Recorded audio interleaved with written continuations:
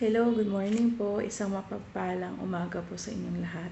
Ako po pala si Marjorie, at ako po yung na-assign para mag-share ng John 20. So, before we start, let us pray po. Lord, thank you po, Lord God, sa oras na to, sa pagkabay, sa katalinuhan, sa blessing, sa provision na binigay mo sa amin. Ina-acknowledge kita, Lord, dito sa place na to. Hihingi ng kapatawaran sa lahat. Lord, as I start sharing your word, give me knowledge, wisdom, and understanding. Ikaw ang mataas, and I pray for the understanding of your word, O God, that it can apply to our action for us to be a better person and acceptable to you. Bless us, O Lord. In Jesus' name pray. Amen. Amen. So, ayun po. Babasahin ko na po. John 20. Verse 20, verse 1. Madilim-dilim pa ng unang araw ng Sanlinggo, pumunta si Maria Magdalena sa libingan. Nadatnan niya na naalis na ang batong nakatakip sa libingan.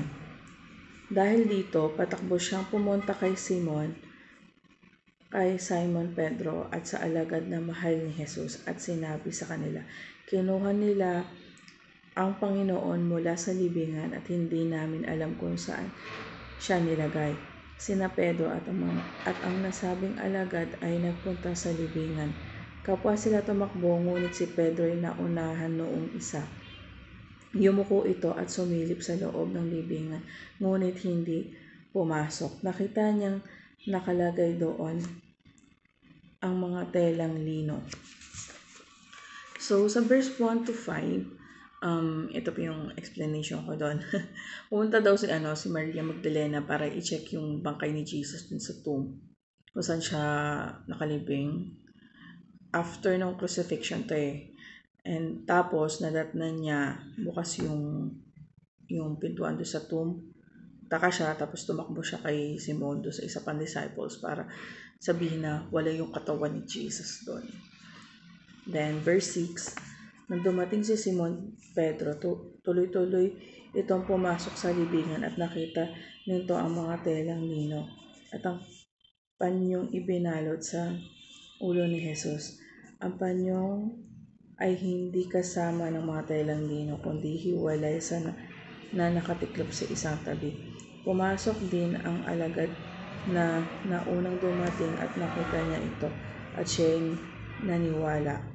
Hindi pa nila nauunawaan noon na si Jesus ay kailangan muling mabuhay ayon sa kasulatan at umuwi ang mga alagad sa kanilang mga tahanan.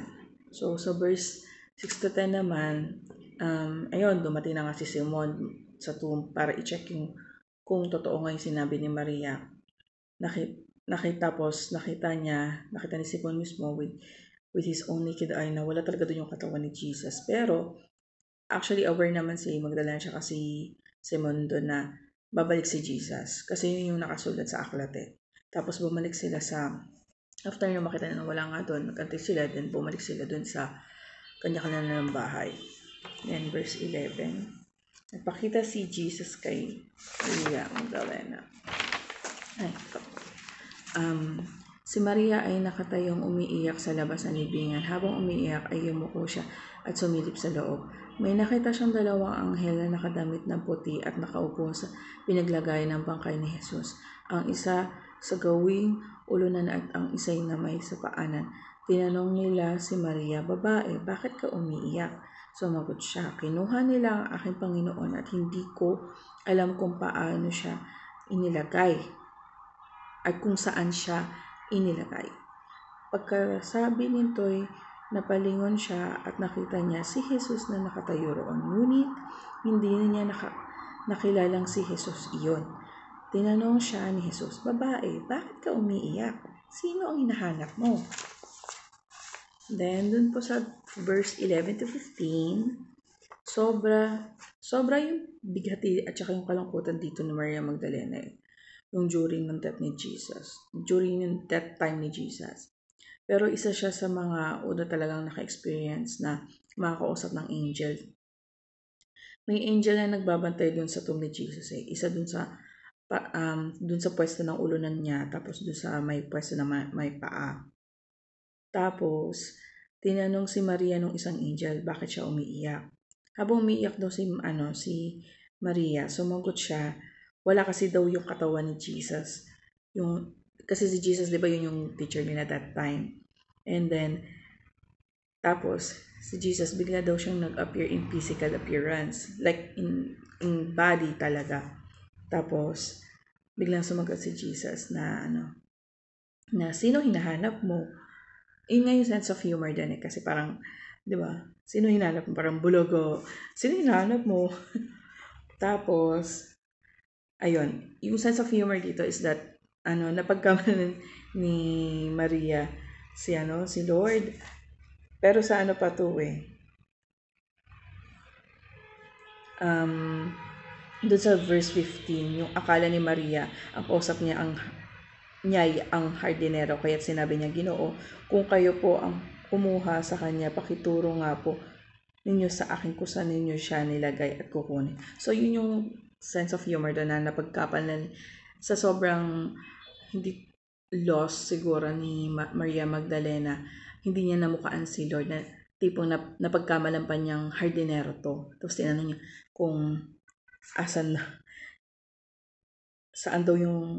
saan po kayo parang nasan yung katawan niya. Kasi nga hinahanap na nila yung katawan ni Jesus. Tapos, ayun, sa verse 16 na tayo. Tapos, ito na. Maria, sabi ni Jesus, humarap siya at ang kanyang sinabi sa wikang Hebreo, Rabboni, na ang ibig sabihin ay puro. 17, sabi ni Jesus, huwag mo akong hawakan sapagkat hindi pa ako nakakapunta sa Ama. Sa halip pumunta ka sa aking mga kapatid at sabihin mo sa kanila na aakyat ako sa aking Ama at ang inyong Ama, sa aking Diyos at ang inyong Diyos. Kaya't si Maria Magdalena ay pumunta sa mga alagad at ibinalita sa kanila, nakita ko ang Panginoon. At sinabi rin niya sa kanila at ang mga sinasabi sa kanya ni Jesus. Kinagabihan ng araw na iyon, ng unang araw ng linggo, habang nakasara ang mga pinto ng bahay na kinaroroonan ng mga alagad dahil sa takot nila sa mga Hudyo, dumating si Jesus. So, si Jesus tumayo siya sa kalagitnaan nila at sinabi, sumainyo ang kapayapaan. Pagkasabi nito, ipinakita niya ang kanyang mga kamay at ang kanyang mga tagiliran. Tuwan-tuwa ang mga alagad na makita nila ang Panginoon. So, ito na nga yung sa 16 to 20. Ayun na nga, sinabihan siya, Maria! Tapos, ayun, parang siguro si Maria, yung diwa niya nandun na. Tapos, yun, si Jesus yung tumawag kay Maria. Ayun nga sa tinawag siya ni Jesus si Maria Magdalena sa pangalan nito na Maria. Hanggang sa na-recognize na nga ni Maria yung voice ni Jesus at tinawag niya siyang guro. Pero 'di ba, tapos dun sa may verse 17, sinabi na Lord na huwag siyang hawakan. Actually, parang mysterious nga yun kasi hindi nagpahawak si Lord doon. Bakit? Kasi yung katawan ni Jesus during this time is holiness siya. Holy body na yun. Tapos sinabi ni Jesus kay Maria na aalis na siya papunta sa Diyos Ama at sasabihin din ito sa mga kapatid niya na disciples na pumunta si Maria para sabihin. So ayun, pumunta rin si Maria dun sa mga ibang disciples para nga ibalita na dumating na si Jesus na totoo talaga siyang nagbalik. Then during that night, nagpakita si Jesus sa mga disciples niya in a physical appearance, like in a naked body. Napansin ng mga disciple na yung pako, yung dito, tsaka yung tusok sa tagiliran ni Jesus, yung spear, kasi diba nung namatay siya, parang doon chinek ng mga soldiers, patayin talaga siya kasi tinusok siya yung sa tagiliran niya ng spear. Tapos ayun, parang yun yung naging testament at saka patotoo na si Lord talaga yun kasi nga yung sugat dito at saka yung sa tagiliran niya. Then sa 21 to 25, muling sinabi ni Jesus, sumainyo ang kapayapaan. Kung paano isinugo ako ng Ama, isinugo ko rin kayo. Pagkatapos sila hiningian niya at sinabi, tanggapin ninyo ang Espiritu Santo. Kung patatawarin ninyo ang mga kasalanan ninyo naman ay pinatawad na ang mga iyon. Subalit ang hindi ninyo patatawarin ay hindi nga pinatawad.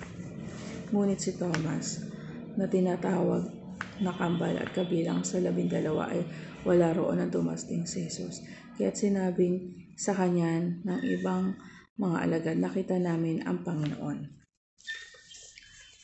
So, ito na yung time na iniwanan ni Jesus si Holy Spirit sa mga disciples niya.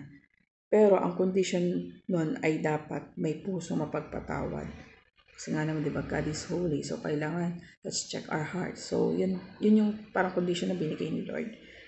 Yun, pusong mapagpatawad sa kapwa. Tapos, wala si Thomas nitong time na to. Nabalitaan na lang din niya sa mga disciples niya na nagbalik si Jesus. Kasi yun talaga yung nakasulat sa aklat. Pero doubted si Thomas nun. Gusto niya makita at saka mahawakan si Jesus. Especially yung makita yung mark dito sa palm kung sa pinako si Lord at saka yung tagiliran niya. Yun talaga, parang yun yung gusto talagang makita ni Thomas bago siya maniwala na bumalik talaga, nag-resurrect talaga si Lord from death to life. Okay.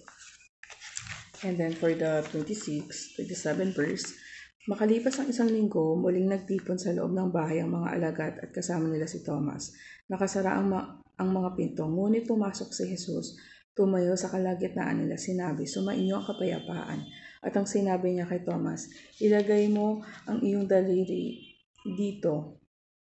At sinabi niya kay Thomas, ilagay mo ang iyong daliri dito at tignan mo ang aking mga kamay. Ilagay mo ang iyong mga kamay sa aking tagiliran. Huwag ka nang mag-anilangan pa, sa halip ay maniwala ka.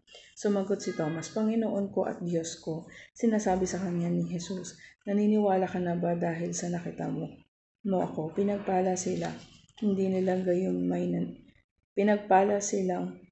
hindi nakakita, gayon pa may naniniwala.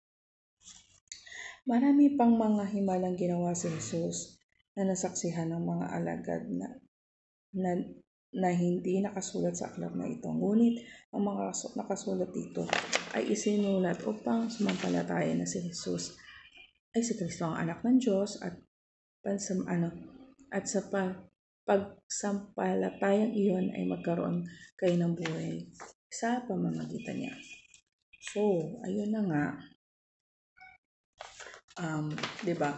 Wondering si Thomas kasi kung bumalik ko si Jesus talaga yung bumalik, nag-resurrect from death. Kasi parang nag-chismisan na sila na usap-usap sila, totoo ba talaga? And then, so ito na, verse 26 to 30, after a week, nagkaroon daw ng group gathering, yung mga disciple ni Jesus. So yun, nagkaroon na nga sila ng gathering, yung mga disciple ni Jesus this time, kasama na si Thomas. Tapos nag-greet na si Jesus.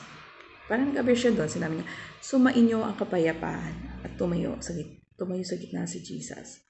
Nilapitan ni Jesus si Thomas para ipakita sa totoo na siya ay bumalik at pinakita rin ni Jesus yung mark sa palm niya, yung pako sa kamay at yung tagiliran niya yung sukat. Tapos sinabi ni Jesus kay Thomas, huwag mag-alinlangan, huwag mag-doubt sa English, hanggang sa, na-recognize na ni Thomas si Jesus. Tapos sa 30:31, kaya ginawa ang aklat nito at kasulatan na ito ay para sa bawat henerasyon malaman pa rin or makilala pa rin si Jesus. Sino siya, ano ang ginawa niya sa sanlibutan. At isang rason din ito ay para pag-define yung faith natin. So, yun lang naman. Kailangan talaga we remember always kung i-recognize natin kung ano talagang ginawa ni Lord sa sanlibutan sa atin, paano tayo na-save.